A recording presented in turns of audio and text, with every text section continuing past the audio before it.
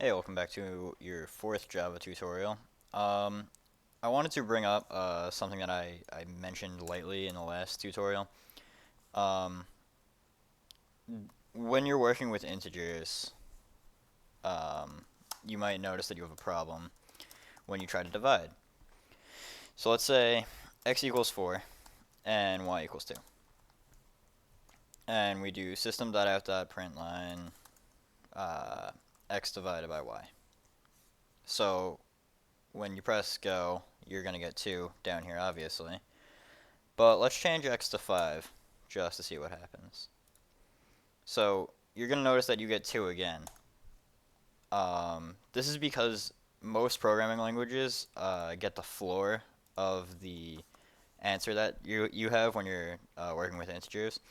Integers don't support decimals. That's basically the mathematical definition of an integer. So when um, when you're working with something where you're going to need double, or you're going to need the actual answer of it, you need to set one of the variables to a double, and then you can get 2.5. If you're going to be working with decimal points for the most part, you're going to want both of them to be doubles. And what a double is it's basically any number that has a decimal point on it. So you could then divide by like 5.25 or whatever you wanted to, and you continuously get more answers based on if you change them or not.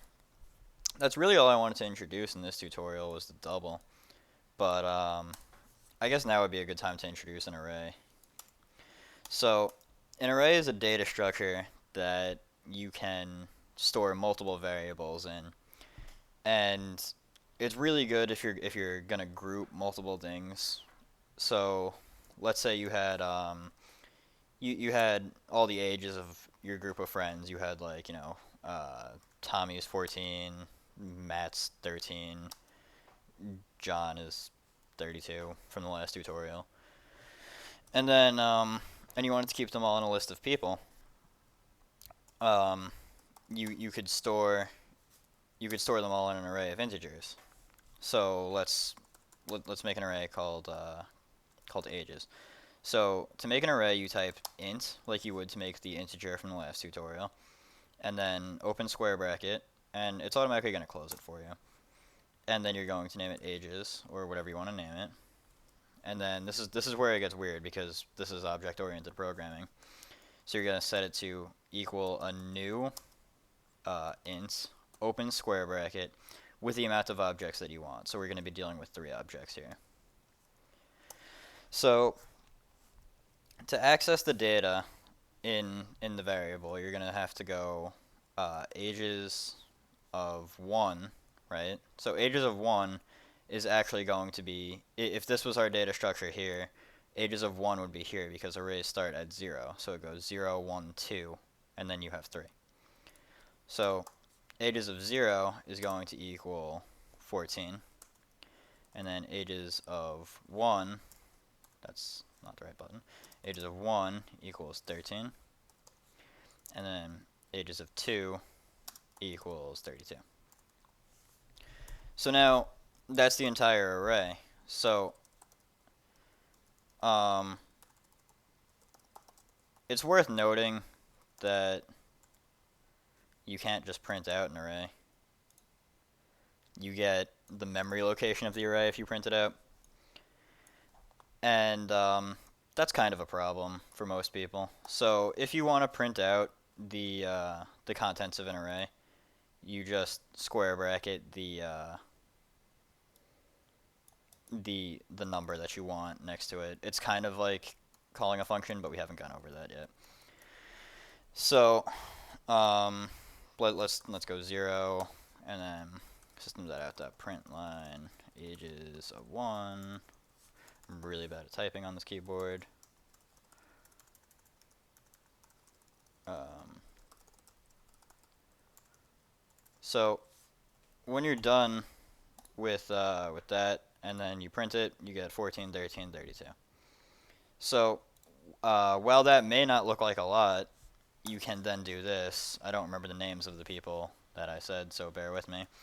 So we could go string names equals new string 3, right? And then we have an array of names, so we can go names of 0 equals Tommy, and then names of 1 equals Matt, maybe. And then names of 2 was, of course, John McName, because he's 32. He's the odd man out in the group. So let's go back to last tutorial for a minute. I say that a lot, but so let's print names names of 0 plus space plus ages, and then I'll just copy and paste this to save time. And then we can add a space, and then we can add a space, and I missed the other plus on this one.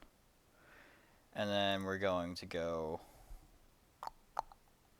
oh, I feel like I messed this up somewhere. So you're going to go 1, 2.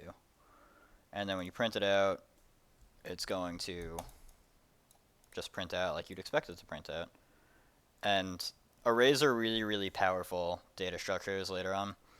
So don't underestimate the power of them just because I'm showing you a basic example of it. But thank you for watching, and expect another video shortly.